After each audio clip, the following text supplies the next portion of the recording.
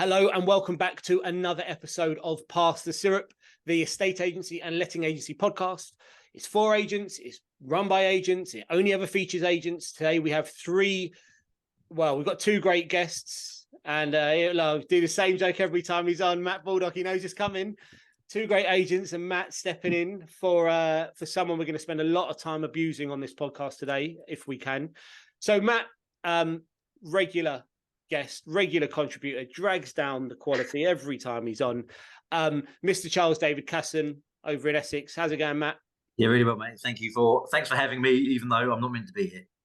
I would have preferred it, but it is what it is. We got to roll with the punches. Next up, we have Alex Neil. No one gets that now, that joke now, right? That doesn't mean anything to anyone because we've only got... Yeah, I thought it was hilarious, but it's gone, been and gone. I mean, apologies, you had to be there. So Alex Tan, the wonderful Alex Tan of Andrews, second appearance, changed her background for us, removed some covers just to, classy up the background. How's it going, Alex? Yeah, very good. Thank you so much for inviting me back, Ben. You are more than welcome. And first timer, Neil Robinson of the very, very cleverly named Neil Robinson Estate Agents. Almost couldn't find you on Google. Up in Skelmersdale, which is, have I said that right? No, Skelmersdale. Yeah. I'm looking at my notes. Either way, Skelmersdale, not Skelmersdale. Neil. We're a one-take podcast, so I can't go back and erase that last 30 seconds of my life. So I just apologise. Neil, how are you, mate? Very well, thanks. Yeah, not too bad. Incredibly nervous, but there we go. Oh, no reason to be nervous. You're amongst friends. And listen, I promise you cannot be worse on a podcast than Matt. Matt will get you out of trouble 99% of the time. Yeah. I'll save you, Neil. Ben, you'll be ranted out on LinkedIn shortly by Neil about Southerners not being able to pronounce northern places. Oh, well, of all the words for you to mess up, it was the word pronounce. Classic. Yeah, let's start again. Yeah. All right. It's all right. I'm from London, so anything past Watford, as we all know, is the north, and we don't like to venture up there in the cold. Right, guys, we're going to crack straight on. We're going to go into this week's big question. Real simple one. Quite a lot of conversation around it. It's been popular over the last few years.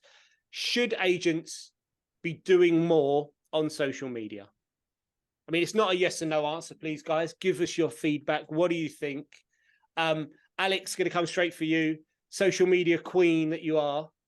Should agents be doing more, or should they stay away and let you dominate? I think there's space for everyone. Absolutely 1,000,000%. But I think I'm more for video.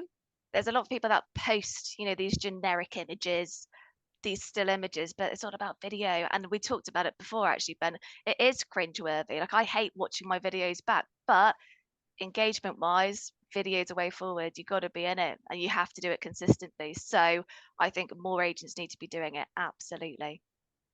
Video consistently. Matt, do you ever do videos? Really, mate? I'm a bit scared of it, but I've got to start trying. Chris Watkins keeps telling me I should do it every now and again. I actually don't think it should even be called social media anymore. I think it's just media. I think most people get their news from the things on their phone and from Facebook, Insta. I'm not a big Twitter fan, but I know people look on there. But I probably learn more from social media than I would do from. I don't watch the news, so that's kind of where everything filters through to me from. So I think I've said about this before. If I said to you, I've got 50 people with houses to sell in your area in a room, do you want to come and talk to them? You'd probably say yes. Well, they're there just on the other end of your phone. You've got to talk to it, and you get to talk to hundreds of people for free. So why aren't people doing it? Because we're scared. Because we're nervous. Because we're not the most. It's new and it's different, and agents don't like that for a start. And then you do it, and everyone takes the piss a little bit, and we've all kind of got imposter syndrome, and you worry. I think it was Damien Merry once. I was saying, he said, "Look, you look how you look," right? So, and that's that. And we do, and even I do. So you'll see me. I'll have a run of video going out on LinkedIn, and then there'll be a gap. And the gap's because I forgot. I stopped doing it. Then my imposter syndrome kicks in. I'm like, oh shit, I'm useless. I better not do this again. And then you think, oh fucking hell, grow up, and you start doing it again. But on the whole, and the thing I think a lot of us don't realise is we're not actually that important. So people either like it or they don't care. And once you work that bit out, you can just do it. It's like this podcast, right? 3 people are going to watch this, and that's all right. And the rest just won't even know it's happened. So it's fine. Well, I mean, if we get 3, it's an increase. It's an uplift. And it just means that we've you guys have got family members willing to watch you make fools of yourselves. That's all that means. Neil, Matt said that social media is new and agents don't like new and different. Is it new? Facebook's 20 years old. Is that why agents are not on there? No, I don't think it's new. I think a lot of it just don't like the way they come across, look, sound, that kind of thing, and that's absolutely me. I'm the biggest hypocrite in the world. I think everybody should be doing a lot more on social media, and the reason why I'm a hypocrite is because I've not done very much of it of late. Even though that along with canvassing is exactly how I got the business going just under 4 years ago. It was all down to social media, all down to engagement. The local town seemed to like it. They engaged with it. They seemed to think that they knew me already before they knew me. So therefore, it just makes sense to do a lot more of it. I think everyone should do it. So, okay, on the last podcast, I started asking more direct questions because we ask a question and we sort of dance around a little bit. And Neil, you've got a great example that you've used social media to grow your business. It's directly impacted your business in a positive way. And so by just asking people should do social media, we're just dancing. What should be specifically, Neil, what's worked for you that other agents should probably be doing? A lot of it was market comment, not selling yourself, and just commenting on sort of the hyper local market. As you can see, I do a lot on LinkedIn, whereas I will voice my opinions. And yeah, really? I think, yeah. Funnily enough, yeah. Have you not spotted that? But I think that's basically what you should do.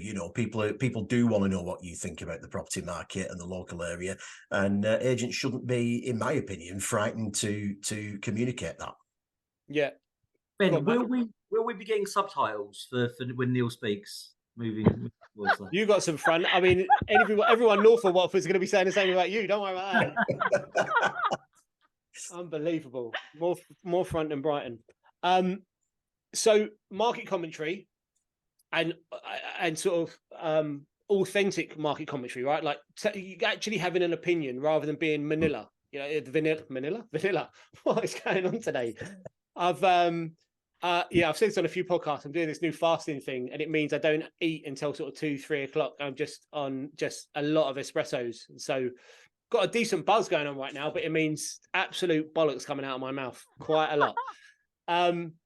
So Neil, you mentioned LinkedIn. Yeah. I like LinkedIn. That's probably my favorite place to have a little scan. But it's a lot of business to business on there, right? Are we interacting with consumers on LinkedIn? Alex, what do you reckon? Sorry. That's all right, Neil. Go for it. I'll go after you. All right. Okay. Fair enough. No, I find off, Matt. Oh, that's it. Podcast over. I find LinkedIn fantastic, to be honest, particularly on the rental side of things, because you are speaking to business owners and people who are more likely to own rental properties. I think Facebook is better for buyers and sellers. Mm-hmm. I think that's the thing. It depends on the platform. For me, LinkedIn, I use it more so as a recruitment tool. So you see people that put their new instructions, their pie charts, and I think there are customers there, but it'd be interesting to see the breakdown of how many customers you get interact off the back of your LinkedIn post. Whereas if you're looking at Facebook or TikTok, there's not that many customers or that many people or agents, if you like, on TikTok, for example. I think that's probably the fastest growing platform. But there's a lot of agents, I think, that are scared to go on it because it's a bit more fun. It's a bit different, isn't it? So it depends on what your brand voice is, depending on which platform you use, because they're all so different. So you'll have different voices on different platforms. So what I post on LinkedIn, I wouldn't put on, for example, like Facebook or TikTok. But some of them you can replicate. So it really just depends on the audience. But I think that people use LinkedIn for so many different reasons. I would say that's probably one of my favorites, although I have just started to get a bit involved in TikTok, but that's more of a bit of a crossover business, personal, fun platform for me. It's kind of a bit like LinkedIn and Facebook amalgamated into one. Bloody love it. Get involved. You do love it. You're an absolute social media queen. I think the other thing which no one's we haven't brought up yet is that maybe there are time constraints, you know, like everyone's busy, and finding a way to schedule maybe something that an agent has no proof of theory in, because they've never done it before, you know, and hopefully maybe this conversation starts to, you know, Neil's got a good example. Matt, you just shook your head. People got time. Is that what that was going to be? Go on, shoot me down, big man. Well, no, everyone's got time, though, haven't they? That's the thing, because actually most of the content is the conversations you have, right? So you have a conversation with your colleague, you go, oh, you know, this has just happened, or that's just happened, we've had a fall through because of this, or so that's your content. Everybody has 2 minutes, because you don't want it to be longer than 2 minutes really anyway. I actually found out video now every under 45 seconds. If it's over 45 seconds, that it used to be 60 and now it's down to 45. So I'm not yeah, talking about those videos, Ben. We're talking about work. Calm down. Right. You're a liar, Matt. That's exactly what you were talking about. But everybody has got, and me included, I should do more. Everyone's got 2 minutes to put their phone like that and go, and off it goes. So, but I think the others are completely right. I mean, I use LinkedIn to speak to more the industry. I don't really do any Chirs David Casson business there, but we built Chirs David Casson on Facebook. We were pretty much the first on there locally. I got banned from doing paid advertising somehow during the pandemic, so we've learned to do that all organically. So we kind of think of a few reasons why, but go on. So we have huge reach locally because we're in all the local groups, you know. But it's about being yourself on there. And Neil touched earlier, it's when, you know, you go on evaluation, someone said they feel like you already know you. So the old-fashioned way of training people used to be the instruction should be one on the phone booking the appointment. I think it should be actually one before that, when they're phoning you because they think they know you, they already trust and like you, and away you go. So I'm just going to keep digging a bit because I'm passionate about this, but I think this is one of those polarizing subjects that there's a section of agency that really get it and use it and do it a lot, but there's a lot more that don't and could really benefit from it. So if you're on Facebook, let's talk about that as a platform. Are we talking about just posting? Are we posting as you personally? Are you posting as your business? Are you posting into local groups? What has worked best for you guys? What would your advice be? We get our best. So we post. So if it's a property, so we put all our new properties on Facebook and Instagram 48 hours before they go on Rightmove or Zoopla. But what we'll do is we'll post it as the page, and then I personally will share it into all the local hubs, and we'll get like 6,000 reach or something like that without spending any money, just going there. But the hubs like you to be personal. But by the same token, when I'm not posting in there, when people are asking questions, I'm engaging as me in the group. So then they don't mind.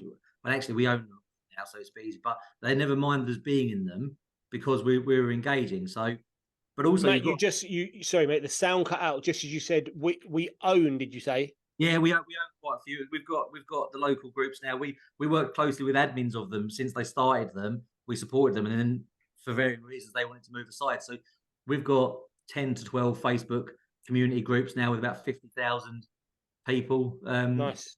In them. So yeah, it kind of works there. But I started one just called Events in Chelmsford, but Chirs David Casson brand Events in Chelmsford did nothing with it. And then in the pandemic, it suddenly took off. It's got like 7,500 people in it. And I don't actually ever post in there. But every time someone goes on there, they see the Chirs David Casson brand.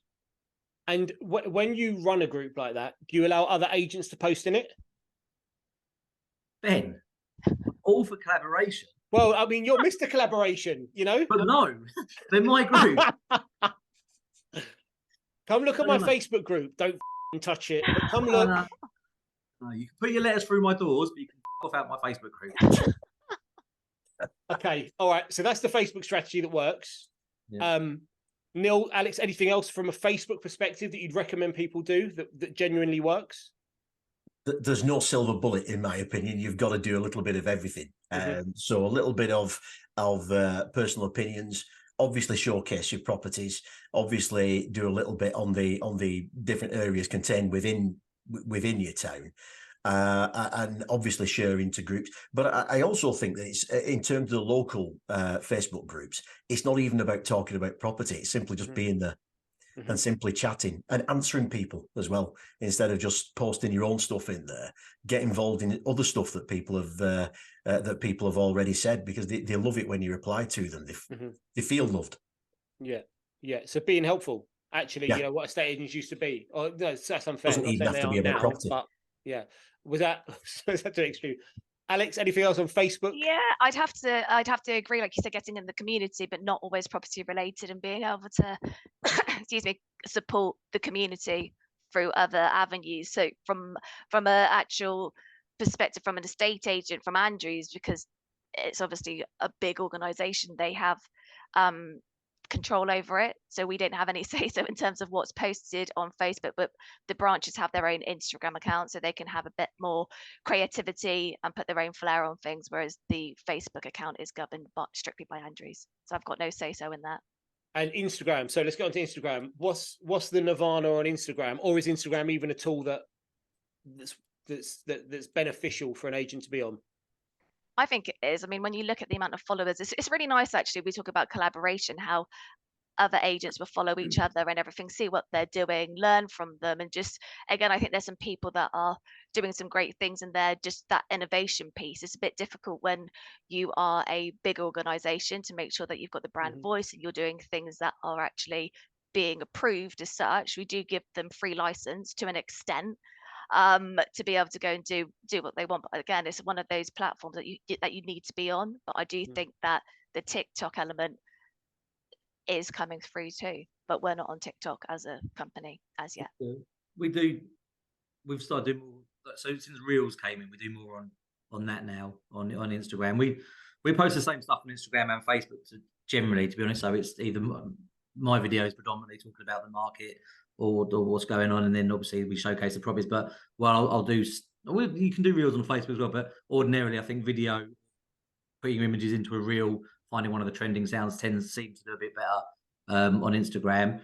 But also the point that Alex made about like followers and stuff, I think that's another thing that is not to get too bogged down in like the number of followers. A lot of people think, oh, if I haven't got 10,000 followers, there's no point. Like when we first started our Facebook group, so I've got family up even further north than Neil. They all like my Facebook page. It's pointless, right? Really. So, but actually, you just need a small amount of people locally engaged to be following your stuff.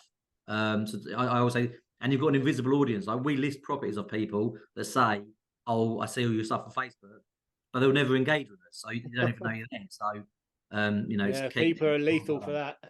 We've all seen each other's content, but we all don't do enough to engage with it because it's the never-ending scroll. Neil, you're on Instagram as well? Yeah, we are. I don't put an awful lot on it personally. The guy who does our social media tends to do that because he's better on Canva. Okay. Simple as that. So I would just offer one more piece of advice for how our business uses LinkedIn, because no one's mentioned it. I think it's worth mentioning. We do a lot of our client or prospective client targeting using LinkedIn because homeowners own businesses and business owners are easier to find on LinkedIn. So we'll start a dialogue on there.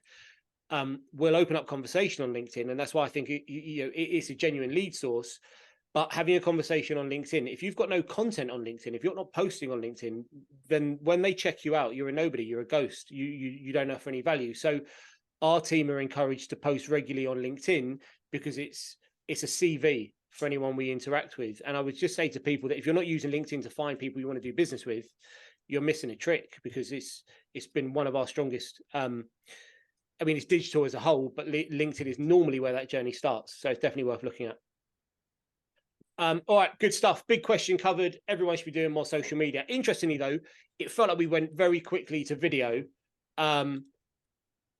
But everything counts, right? Also, a bit of everything is good. Yeah. Alex, is amazing on camera. And everything is on camera. I found myself doing less video recently, and more written posts, and they've performed better than some of the videos I used to do. No, bring back the videos. Honestly, Ben, they were great. They were. I think. Well, bring it back. Bring it back. You're right. They were. You're correct in that respect. No, they weren't. But yeah, there you go, Matt. Set you up. Give you the eyes across the camera there. But yeah, I think it's a bit of a mix because. Sorry, Ben. I've got. Go on, Matt. I mentioned this to a few people, and I don't know if I dreamt this. Is there a video of you somewhere doing? And I do love your local market updates, but rather than say that, is there a video of you doing them while doing jumping jacks somewhere? Burpees. Burpees, fine. Because I've mentioned this to a few people, and they all think I'm having dreams about you in your underpants doing jumping jacks. I only made that video off after I got that text off you that morning when you woke up and you'd had that dream. Yeah. So, I mean, look, there are different things you can do, right? So actually across social media, if you're not particularly confident on camera yourself, you can play with the algorithm a little bit and you can just shoot a bit of B-roll, and it doesn't have to be, doing jumping jacks or burpees with your shirt off, whatever it is. You could be doing, it could be a lovely shot of a property. It could be any B-roll you want and overlay some data on that. That 8-second video with a bit of trending audio is actually going to perform better than me and Matt sitting in front of a camera telling everyone how wonderful we are, believe it or not. So there are, there's different ways to skin a cat, and you can build up the confidence maybe to put your face on camera by, taking your shirt off and doing burpees. That makes complete sense, obviously, logical. But I also just do think we have to mention that it isn't just a digital world, because I have certainly worked with people in the past and like kind of self-employed. They think I'll do one Instagram post a day. I'm going to list 20 houses, and it isn't, because they'll see these influencers that are doing generally in the upper end of the market, doing these nice videos, and I think that's all they do. But people don't see all the work that's going on in the background. So you still have to be doing your direct phone calls. You still have to, phone calls are the main thing. So digital is great and social media is great, but it's not I'll do one post a day and suddenly I'm $100,000 a year. No, yeah, completely. And that's what I said earlier on about the polarization of agency. What I see, and this is unfair, it's not just self-employed agents, but I see a lot of the self-employed model that they're presenting themselves, they're getting themselves out there into the world and they're using social media for it. But I've had conversations with people, like mentoring conversations, and they don't have a lead generation strategy in mind other than really their social media, which, if you look at all of our lead sources, there are others that bear more fruit, I think, and that are really, really important. And the traditional stuff isn't going anywhere, in my opinion. That's just, old school me. At some point, I'm sure I'll move on with my life. Right. Okay. Subject number 1 out of the way. Social hand grenade. I wonder, I would, well, actually, yeah, you three, you're very good on LinkedIn. So you might have even been part of this conversation. There was a post on LinkedIn. I'm not sure if it was earlier this week. Somebody called, who I'm not actually connected with, Jane Whitfield, about home buyer surveys. It got a lot of interaction, and it's only in its first couple of days of posting. So let me share it with you guys. Home buyer surveys, Mickey Mouse, or a valuable, blocking the screen, valuable assessment of the house, worth the paper they're written on, or simply an arse covering exercise these days by surveyors. So have you three, did you see this? Did anyone see it? No. Okay, I'll run through it real quick. Now, don't get me wrong, I do know many excellent surveyors, but there are many who are now starting to scare the living daylights out of buyers. Twice this week, myself and Nicola, which I assume is Jane's colleague, have had to calmly take hours to dissect a survey and calm down a buyer, red flagging items that are standard solicitor requests, gas safety certificates, boundary confirmation, electric testing, blah, blah, blah, blah, blah, is frankly just producing a list of things to get checked. Paragraph saying, whilst there are no obvious defects, then listing all the possible issues you might find if you rip up the carpet, take the roof off, or might happen in the future is not helpful. There has to be a better way of doing home buyers on a house. Buyers need advice and pragmatic explanations, not a scary red flagged list of things that will be checked anyway. 2 sales on the brink of collapse this week on perfectly good properties. Jane has clearly got a bee in her bonnet at the moment because it's impacting her business in this week. So arguably a slightly reactive post, but actually I've heard a lot of those arguments before. What do you guys think? Is she right to articulate that post in that way? Or is she miles off? Put it better, in my opinion. I think that's a really good way of putting it. We have this discussion all the time in our office, and whenever we hear people having home buyers level 2 surveys, we always think, oh no. And the reason for that is that, firstly, I think the mortgage valuation, in my opinion, is adequate. Because if the property really was falling down and needed a load doing to it, then the surveyor would say anyway.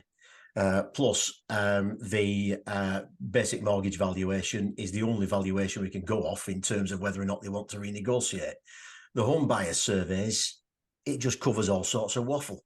And I agree with that. We spend a lot of time having to calm people down and say to them that, these are not necessarily things that need doing. They're just things that you might want to bear in mind in the future. So yeah, it does scare a lot of buyers off. Yeah. Alex, Matt, similar experiences, similar feedback, different I feedback. think it's just been one of those things that is a regular occurrence. We're quite used to having these conversations, so it's not really anything new. I think some people will use it as an excuse to pull out of a sale as well, when they know the reality that they have to cover their arse. That's just the way it's always been with being able to get these home buyer reports. But for me, I just think that it's just part and parcel of our job, and the common conversations that we have with vendors and purchasers. So I just see it as BAU, really, quite frankly. Nothing new from our Alex, side. it is part and parcel of the job, but the way I see it is that it has got a lot worse, and a lot of it is down to the fact that I think surveyors are just so shit scared of getting sued, that they're listing literally everything. I think that's the big problem myself. I've got one to deal with after this call. Actually, I didn't realise we were talking about this, because it's not something we come across massively often. To be honest with you, it seems to be London buyers seem to have. So we had it in, like, I don't know if there was a boom over here about 2013, 2015, and we're having bidding wars, and people sometimes they'd bid really high, then they'd get the survey, and that was the way to try and bring it back down to reality. We haven't had it too much. We've had 3 now. I've got a sales consultant who's come from the lettings world, and he just said to me this morning, "Is this common?" Because all of a sudden it's happening. But for instance, the one I've got to deal with today, it's coming at 26 grand's worth of works. It's a standard 3-bed semi, and I'm like, fucking hell, what are we rebuilding it? And one of the things is one kitchen cupboard door has got a bit of water damage, like off the sink or whatever. And he said, and the surveyor said, one kitchen cupboard door is broken. You probably won't be able to source that kitchen cupboard door again. So you're going to have to replace every kitchen door. We're quoting $3 grand. I can stick the kitchen small. I can stick a kitchen in for $3 grand, let alone the doors. And that's the thing, you've kind of got to deal with. And it is the gas and the electric that Jane mentions in that post is always the one, because what they're basically saying is, I'm not qualified to check this, so you should get some. Right, such I always said to them, they'd make a brand new house sound like it was falling down. So rather than just saying, I'm not qualified to do this, ask somebody else to, they make it sound like, it's a horror show. So look, people are spending a lot of money and they want to safeguard that, fine. But I think the language, but again, you can link that then onto conveyancing, right? So we've all been agents for a long time. How good did an indemnity used to be? Or like take a view? Remember that word? Oh, we'll take a view. And now solicitors, they're just so scared of getting sued. We can't do any of that. Indemnity is covenant consents and take a view. A reverse exchange. God, it was amazing. Now none of that happens. So, Alex, you said it, and you sort of responded that it's part of what we do. But does that make it right? There's absolutely lots of not. things. Like Matt said, when we were going to best and finals, and things were just mental, with people offering way over asking price, that they, like you said, they would use it as a negotiation tool and part of their tactic and strategy to be able to obviously reduce the asking price they'd actually gone for in the first place. And I think that, I guess that's the thing. I think I'm in that situation, that kind of person, that's what we're dealt with, we deal with it. Right, but it is true, because it is frustrating. So I think that Jane's got a very good point, but I think we kind of become accustomed to it, to be able to try and find a way to work our magic around it. But it does get ridiculous. But I think there's so many ridiculous things that we have to deal with as agents, and I think you just battle through, don't you? I think that's my attitude towards it anyway. We've got this problem, we're going to find a solution. Let's be realistic about it, because we want to be able to achieve the best price for our vendors. We obviously have a duty of care to the buyers as well, hence they want to safeguard it by getting a survey. So you've got to come to a compromise. But I think everything we're doing as agents in the current market is that much harder. That's where all the best agents are coming out and having to work for it. Gone are the days where we used to be able to agree a deal and have best and finals and it would be easy. You're having to convince the buyers to come up. You're having to convince the vendors to have an understanding of the market, pricing and everything. So our job is that bit harder across the piece. So maybe it is. Don't get me wrong, I'm not supporting surveyors. I'm through and through an estate agent, but I guess they're probably going through a very similar circumstance as a conveyance as we are as agents, and that we're feeling in this very brutal property market at the moment. Nicely put. The The other point, though, because it links back into what you just about the social media chat. So that's the thing social media is used for at the minute. So Jane, I mean, I know Jane only from LinkedIn. We're connected, and she seems a really nice lady and a good agent. But she just wanted to have a little bit of a vet. So that was almost like having the water cooler chat. So I don't think she works in an office with a lot of people. So that's the other thing that it's good for on LinkedIn is that's you've got this personal thing going on. You want to have a bit of a vent and a rant, and social media allows us to do that. So there's obviously the Facebook groups for people. A couple of brothers run a dinner in London once a month for estate agency owners that they can come to. Just saying. Yeah, just saying. But it is that that LinkedIn provides a space for someone to say, I'm having a problem with my business. Here's the rant about it. Can anybody help? yeah, and to be fair, getting off her chest, she got a lot of support on that post, which would have made her feel better. Whether she saved the 2 deals, which would have really made her feel better, I don't know. But I think she does raise the crux of it for me is there a great deal of value in the process that buyers go through by completing that? And that, if you take it back to the consumer that's paying for it, which is the buyer, no, the truth is there's not. There's so little value in what they're producing. I mean, I don't know what the alternative is. I'm just presenting problems instead of solutions. Have it done up front, I suppose. I'll probably get this wrong, but isn't that the way it's done in Scotland? The survey's done at the start, the valuation's done, and then you've got it. And we all keep going on about upfront information, but the survey is the biggest upfront bit of information you could have. But imagine you get one of these style surveys back or have it up front. So there could be a problem with this, there could be a problem with that. All you're doing is highlighting to a potential buyer that they don't know what they're buying earlier in the process before they put their money where their mouth is. I don't know. But yeah, the Scottish model definitely, I'm certain, works better than ours. You just got to see what their property prices are doing over the last 6 months. It's holding up much stronger than our market. Love that system. Bring it to us. Right, well, decent. We're moving on. We've done social hand grenade. We are on to you can't make it up. Is this where we're getting into WhatsApp? You can't make it up, or is this waffle of the... Pardon? Sorry, good timing. Yeah, sorry. Okay. So, I mean, this is the little section where you get to lighten it up, guys. Some madness that's going on in your world, or what you've seen, or what you've heard. Matt's normally got a great story. Can we see that again, Alex? That was so smooth. The way you just literally flicked the microphone up there. That was awesome. It's my Britney headset. Exactly. Matt, you're living in 1984, mate. Are you having a laugh? You're wowed by a headset that the mic moves up and down. It's just the smoothness of it. You can tell she does this all day. She was like... Thanks, Matt. You're the best. I'm glad Neil couldn't make it.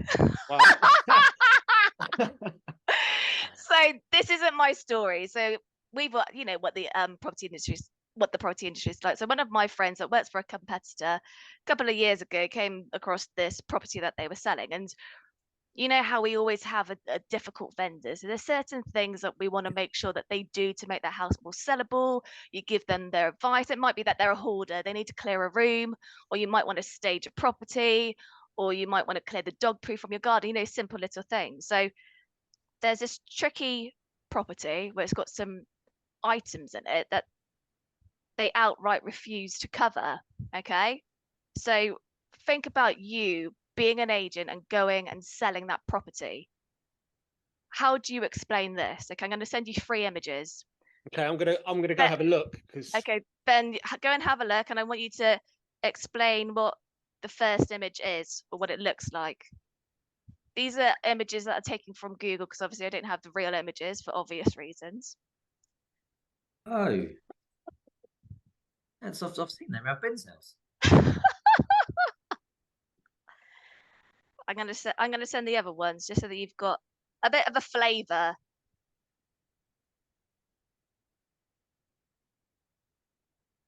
Ooh. I can't remember whether they'd actually sold the property or not, but how do you explain it? Bearing in mind they won't cover these items, equipment, toys. I don't know what we want to call it.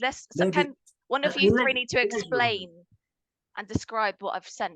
For me, it looks like the medieval the film studio. Yeah, it's the Robin Hood Prince of Thieves set. Okay. No. Okay. When I was googling these images, that 4-poster bed there is good for like when you putting your dog underneath, like just instead of having a separate sort of cage thing in your room. It's just like a bunk bed, isn't it?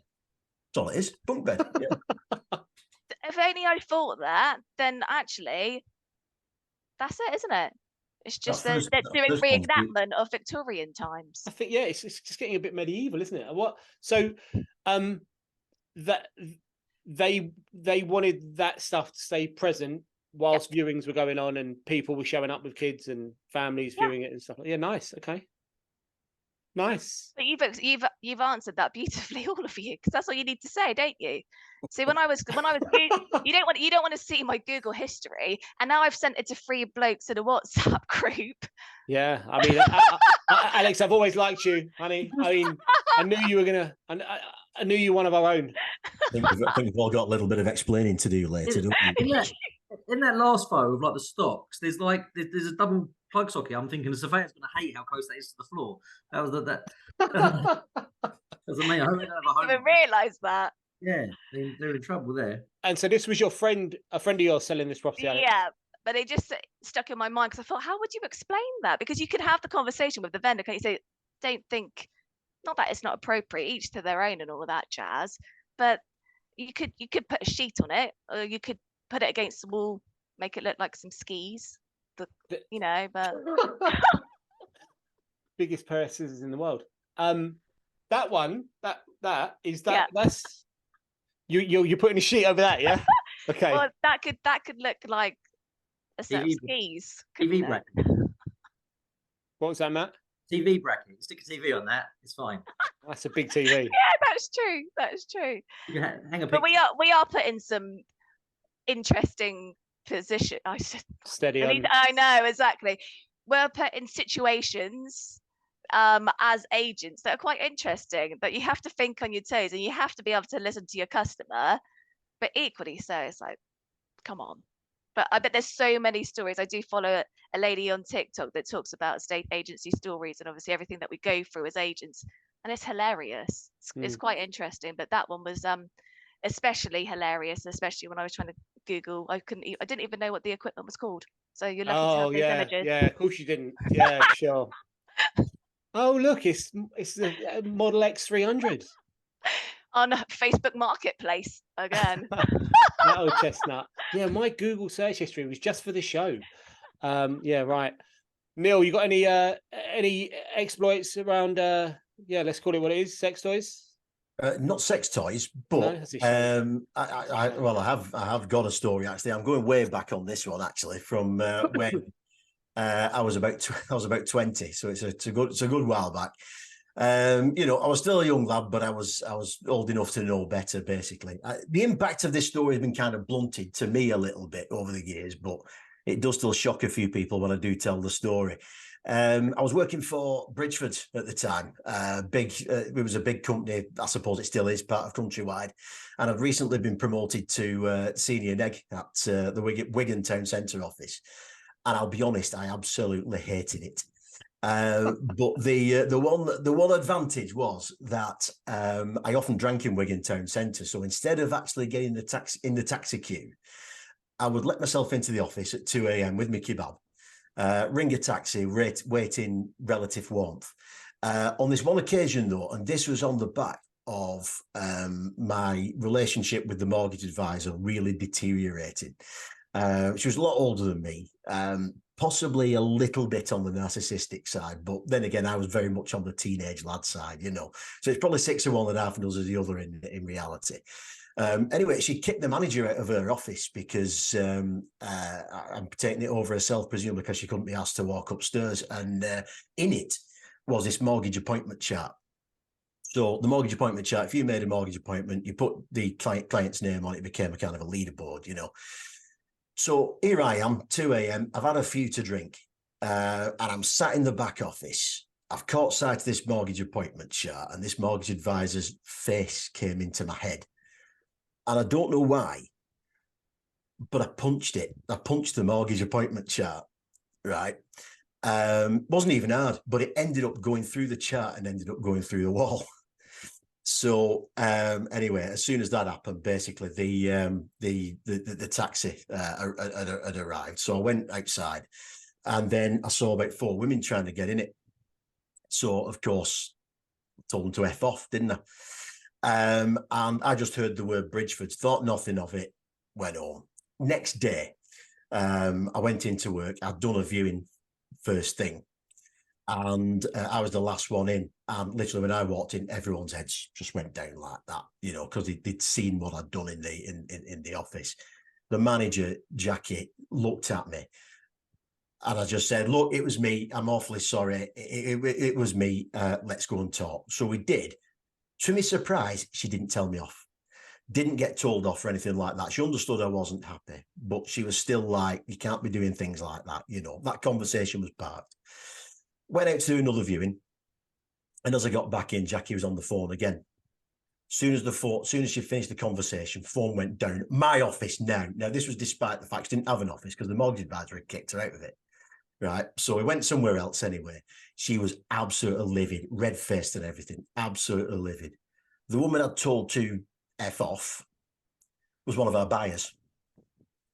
So not only had I wrecked the office, but I'd gone and told one of our buyers to F off. So, of course, the moral of the story is this, right? Okay, these were 2 really, really bad things, you know, but I kept my job. and I didn't get sacked or anything. I kept my job. And but what I learned from it is, look, no matter how big a cock up you make, hold your hands up, apologise, make it right. And I did that. I organised and paid for the hole in the wall to be sorted. Mind the job, but it's there. Straight away, I offered to call the buyer, which I did. Simply explained I'd had a few drinks. I thought my taxi was getting nicked. Didn't react in the best way. And I said to somebody I was taking forward many times, you know, I'm only human like you, and here's how I'm going to fix it. So, and I ended up dealing with that buyer for the rest of the transaction. We got on very, very well. So basically, that's my story. Hopefully, you know, it was a good one. That's my story of how I got drunk, wrecked the office, swore at a buyer, and got away with it. Mate, it just sounds like a Thursday night in London to me, to be honest with you. But yeah, I mean, it's a good effort that you retain the client. Very good effort. There we go. Baldock, you've normally got some sort of weird sex story for us. What is it this week? I think I've used them all up, really. But I went into a house. They had one of those beds. I punched a hole in the wall. Told the vendor to f*** off. That was. I don't think and ended up marrying her. I don't think we've really done anything. We used to have the same. The nightclub. So all the agents were on Duke Street, and the nightclub was Duke's at the top. So we used to have the office on the road where you could nip in for the toilet, and basically you go and get your kebab. Or I used to like a burger, actually, as he goes, Neil, just so you know. Dear. At the end of it, you'd walk back to the office and you'd just smear the burger down the next door neighbour's office window. And then, you know, Saturday morning being for work and this poor fellow would be there cleaning up and like, oh, those bastards done it again. Like, yeah, you can't believe it. Everybody Friday, I'm like, oh, they're a nightmare. And then kind of not just post it through the letterbox. Oh, you go. The letterbox was on the floor, mate, and I wasn't up for doing slut drops. Yeah, you wouldn't be able to get up. No, so I wasn't doing that. And once we did worked for a corporate. We had to work bank holidays, and I was begrudged that. But we had this thing where we worked out again. It was early days. The technology was new. You could do the thing where you could divert the landline to go to your mobile. So we sodded off to Brighton for the day, and we were on one of those massive, you know, those pirate ship kind of things like that. And we're trying to go, and the phone's going. You were going like, "Good afternoon." As you kind of go down.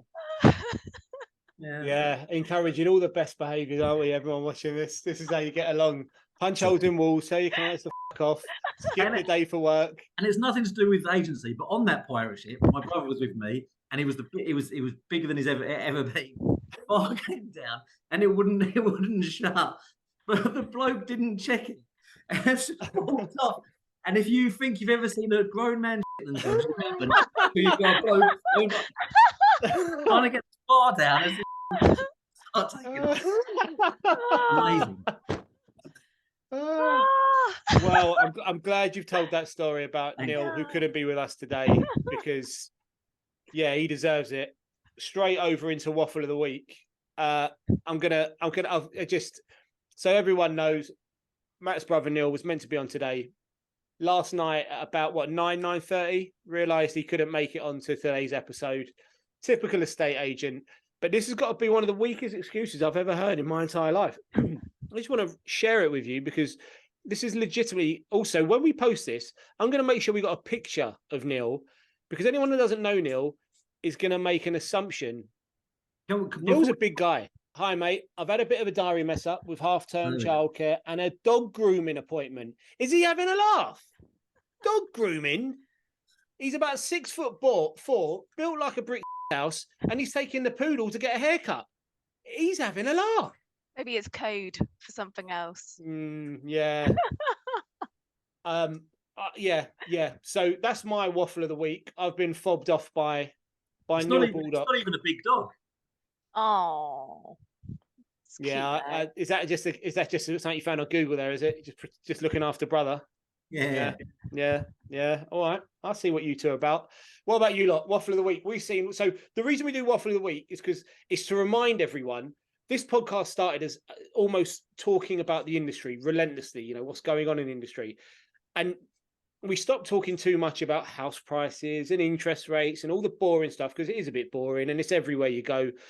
And mainly it's just waffle, you know, people just waffling on. And it's, you know, take everything with a pinch of salt. So your brother sending me that email, massive pinch of salt. I'll see him next time we're at dinner together. Cheeky sod. What have you seen out there, guys, that people should take with a pinch of salt? Good, I've got one. solid. I've got Alex. one. It's not waffle per se, and it is actually directed at you. Go because every time now, so you know how like obsessed and how much I love LinkedIn. Every time I comment on something, I'm so bloody mindful of putting "love this" capital locks because of the comment that you made. It got a lot of people talking, didn't it? I thought, oh my god, that's me. I do literally put "love this" all my emojis, and I feel anxious about it now, but it's not stopping me because I will still love this and put those comments. But I am very mindful because I thought, oh my god, he's judging me. So judgy, Ben. Anxious, so judgy. Look, so judgy. My work here is done. I've managed to make you think about how you comment on posts. My work here is done. If only more people thought about how they commented. I'm telling you, the nonsense. Hasn't stopped me though. It hasn't stopped me. No, it hasn't. Yeah, I guess you're thinking about it. You're getting anxious, but you're still doing it. Sod him. Alex, you know somebody's getting a little bit above their station. They don't even have their name on their Zoom anymore. They call themselves a group. I've only just noticed that. Well, we use this across the group. There are 3 members of the group. Comment, Matt. Baldock, you can piss off. But you know what, right, Alex? On that post that got people thinking, if you really want to get interaction on LinkedIn, say something that annoys people a little bit or they don't agree with. That post got more than 10,000 views. At one point, I said, I'm going to have to stop responding to people. It's driving me around the bend. Everyone's got something to say. I haven't got the time to talk to people. People say they want viral content. I don't have a lot of viral content going on, but it's like a job responding to people's comments and telling people to stop saying, I love this, love this. Like it's Alex. Say it like that. I say, love this, like real.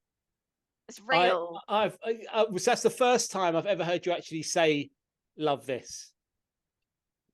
You don't say love this. It's not part of your repertoire.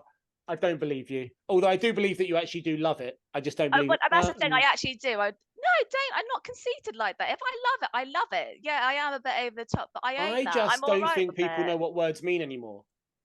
I don't think people know what the word love means. You and Jane in your rants. On who? LinkedIn. Jane? Oh, Jane. Yeah, good. Yeah, Jane, good for Jane. Jane. Yeah, get out of there, Jane. Jane, who I don't even. That's managed to get on my feed because so many of you lot were commenting on it. But yeah, like people are proud of everything, aren't they? I'm so proud of it. What are you talking about? Why are you proud of sponsoring a business you couldn't care less about? What are you talking? It's just all right, angry. Football teams are proud sponsors of something no one cares about. Sorry. Yeah, I think appropriate use of language. It is 3:00 on the dot, and I haven't eaten since about 8:30 last night. So yeah, there's a little bit of that going on. Angry. Yeah, a little bit. I like a rant. I enjoy a rant every now and again. Healthy. I'm waffling. Yeah. Waffle of the week. Anyone seen any nonsense out there other than me telling people they shouldn't say love this? We're we're coming into it now. So award season is obviously here. And I'm not going to fight you. Like, let people have their time. I knew you were going to say that. Like, so I've already seen, like, so there was a guy, and you know, he had a little thing on LinkedIn, and he got his. He had a little thing on LinkedIn. Steady on. He said about awards, and I've seen all now the EA Masters lot that don't enter the Esters are all going, oh, the Esters will be, but we're the EA Masters. You know, we don't have to enter. And the negotiator lot are going to turn up soon enough, and then somebody who's won Soddle is going to go, well, I've won the British Property Awards, but it's fine. Like, you know, Spoken like a true Esters winner. Everybody works hard, and everyone goes to awards for varying reasons. Sometimes it's because they want to show out to the public. Sometimes, like me, I just want to give some of my team members a fucking piss up and a good night out. Same as, I saw Neil there, right? That's exactly what we did. That's absolutely. The consumer does not care about your awards, but your team like going on the piss. So take them. Yeah, This is awesome. We all say how hard we work and it's a tough job. Good, then let's go and enjoy ourselves. And if you see someone on LinkedIn having a nice time, don't begrudge it. Like that post. I was waiting for you to say that. Post. Congratulations, both you Esther winners on here, FYI. Well done, chaps. Well done. Proud of you. What else do you not like people saying? I'm love proud that. of you. Love that. Oh, I love that. Oh, love it so much right now. No, well done, chaps, winning Esters. It just sort of proves that you've got lots of friends and family that are willing to log in, cast a vote, put in a fake address, Just no, Neil. I can tell you're a man of integrity, but knowing Matt the way I do, he will do anything to get out on a sesh with his team, including fake win awards. No, just kidding. It worked though, didn't it? Absolutely. Alex, can I ask you something, because you're connected to the group, the Women in Estate Agency group. I was going to say Facebook group, but it's more than that, isn't it? Because this came up on the last podcast, which was filmed 2 hours ago. What is the Women in the Estate Agency Esters Award? It's a new one, which is amazing. So literally, they have taken all of the female representatives from the group and been able to shortlist them. I don't know the actual ins and outs on how they've been able to shortlist the winners, but from a Women in Estate Agency perspective, just so that I'm actually the Southwest advocate. Just putting it out there. That's why I've thrown it to you and not Neil. Love that. Definitely. And I just think it's really good that we're being recognised. And it's amazing that we had that platform. So we had Verona and up there being able to obviously talk about the group and what we're doing. So it's nice to have a special representation of powerful women in the industry. What's your take on it? What do you think about that? I genuinely didn't know what it was. Because the Esters don't seem to get a lot of coverage in the trade press. So I didn't see anything about it. I only looked it up because people are coming on the podcast this week, so I need to make sure who are saying. You beat me to it. Well done, guys. But who's won awards? And I mean, the LinkedIn feed last Friday was just intense. Just pictures of people partying, and I'm getting massive FOMO because we used to go in every year, and we don't do it anymore. But I'm just going to have to go for the party next year. We won't enter because there's just no point with our low volume model. But sitting on Baldock's table, talking about getting our dog's haircut sounds right up my street. There we go. We've got a table right here. There we go. But so let me ask you though, because the women's in estate agency they had to comply with the Esther rules to be able to have those people. It's not as if they were handpicked. They had to make sure that all of the votes had been counted and verified and everything from that side. So does it mean women are now entitled to win more awards than men? Not necessarily. There is a Can men enter the women? I don't believe so. We have got male representation on the actual board and everybody that's involved with it. So it's not just purely exclusive to women. So for instance, there's the next conference that's coming up in March next year. Men are invited too. It's not solely for women. I was at the first one. Matt, wasn't it like absolutely incredible? Like honestly, it was I think I typed it up so much. I was so excited about it, but the actual conference, it was just another level. It was incredible. I think it's the best conference I've ever been to. Same. It wasn't women v men, and it wasn't men bashing. Any of that. It was just good stuff. The umbrella was Women in the Estate Agency, but it was a worthwhile conference for anyone to go to. And I assume it wasn't salesy like a lot of conferences are. Oh no. Yeah. No. I'm a massive supporter of the group. My only thing with the individual award, the winner of the Esters last year was Angie Cooney. So I was a little bit like, women are winning the Esters in their own right. I was fucking hell, I'm probably going to get cancelled now.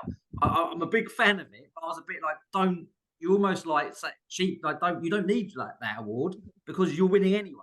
Does that make sense? Yeah, and no, I totally know what you're saying, and just to put it out there, Angie, bloody love Angie. What an absolute legend she is. She's amazing, and you're absolutely right. I think that there are people out there like Angie that are winning on their own accord, absolutely. But then when you look at the grand scheme of things, I think because you had, your big nationals and you've got some of your smaller, more independent, up and coming companies. So there's definitely a mix, but it just depends in terms of the actual breakdown and percentage of those that are women owners. And it might be a case of people talk about who makes a better estate agent. Is it a woman? Is it a man? It doesn't really make any difference. But you're right, we are actually winning them in our own right, but I think it is, and it has been, such a male orientated industry, and still is for such a significant times, that I think that this is probably the way of the Esters, trying to incorporate what we're trying to achieve of the movement of women in estate agency. So I can see both sides, but I am proud that there is something that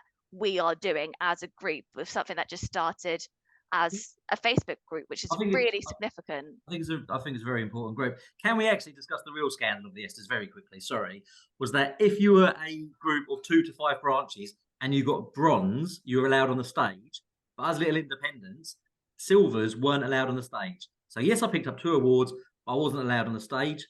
What made it worse was they used me in a montage from last year on the stage saying, this is how to be on the stage, and they didn't let me on the stage. You had to go to the cave, did you? I had to go to the cave. I feel like that was very intentional, because they knew that you may be on the stage. So what can we maneuver to stop you getting up there? Don't want you up there.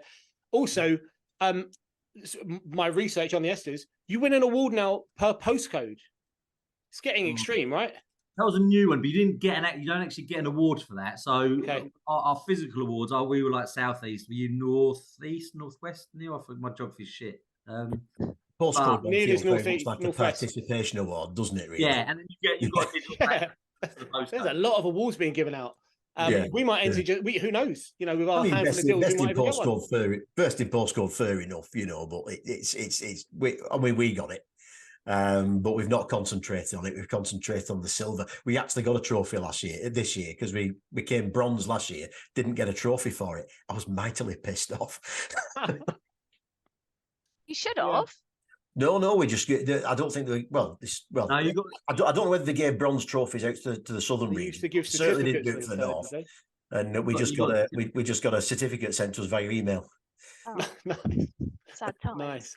Nice. So also as part of my research, this is quite funny. If you don't attend the Esters and you win, you're charged a £300 admin fee. Stop. Because they want to post it to you. Matt will go up on the stage and get it for you. Of course he will. Matt wants to get up there. Of course he will. will. I'll be up there, not a problem. Right. Anyone got anything else, or are we wrapping up? I think that's it, really. Lovely. Wonderful. I'm going to go and sit in a corner and panic about my comments about the women's group now. But I was going to say. Don't worry. I've got you. James, who does post-production, make sure you get lots of Matt being really sexist. Put it all together. Zoom in and then get my angry face. And we can drop in the sex toys from earlier on, and I'm sure we can do some really interesting stuff with this. I'm good friends with Megan 18. I'm getting a TikTok done right now promoting me. Right. Well, we're going to hand over to Watkins for the weekly Watkins Whimsy, which I know everyone hangs on for because it's so important and such high quality stuff. And we're going to say bye. Thank you, guys. You've been brilliant, except Matt, obviously. Thank you. How many estate agents does it take to change a light bulb? 12, actually. One to change the light bulb and the other 11 to do a pie chart to tell them how bloody wonderful they are that they changed the light bulb and how much more awesome they are than their competitors at changing that light bulb.